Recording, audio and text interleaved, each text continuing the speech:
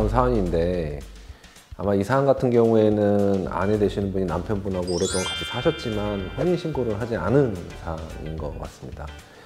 근데 이런 경우에 이제 혼인신고를 하지 않으면 법률상 부부는 아니기 때문에 남편분이 돌아가시더라도 상속권이 없습니다. 그래서 남편 명의에 되어있던 보증금 9천만 원에 대한 상속인으로서의 권리를 주장하기는 사실 힘듭니다.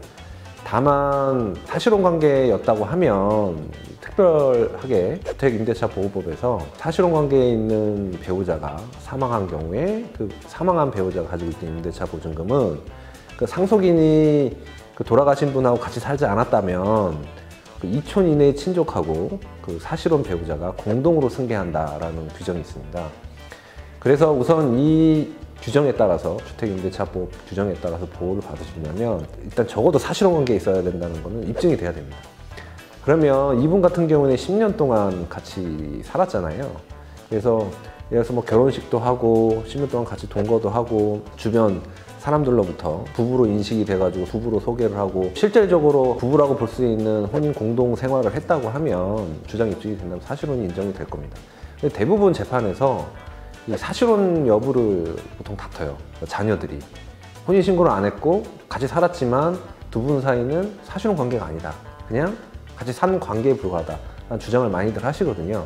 근데 대부분 임대차 계약을 10년 동안 체결을 하고 사셨다고 하면 임대차 계약을 체결한 경위라든가 아니면 두 분이서 10년 동안 살았으면 삶의 흔적들이 남아 있습니다.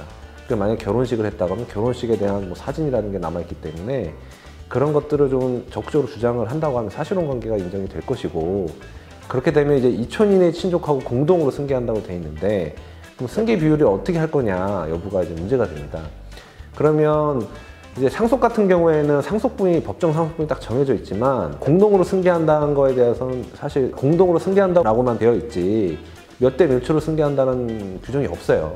그래서 이게 문제가 됩니다. 근데 아직까지 이거에 대한 대법원 판례는 없고 대법원 가지 않고 아마 해결된 것 같은데 하급심 판례가 있습니다. 그래서 하급심 판례도 통일이 안 돼 있고 세 가지 정도로 나눠져 있는데 우선적으로는 이제 뭐 법정 상속분에 따라서 이제 나눠야 된다. 그러니까 9천만 원 같은 경우 이제 법정 상속분대로 나누면 아내분이 3, 자녀분 2 해서 3대 2대 2 이렇게 나눠지게 되겠죠. 이게 아니고 균분해서 나눠야 된다는 입장도 있습니다. 그럼 9천만 원 똑같이 나누면 3천만 원씩 이렇게 나누는 입장이 있고, 그게 아니다, 공동으로 승계한다고 돼 있으니까 아내한테는 무조건 2분의 1을 인정을 해줘야 된다. 그러니까 9천만 원 중에 4,500은 아내한테 인정을 하고 4,500은 나머지 자녀들이 가져간다. 이렇게 입장이 있어서 어떤 입장에 따르냐에 따라서 아내분이 가져가시는 보증금의 비율이 달라질 수가 있습니다.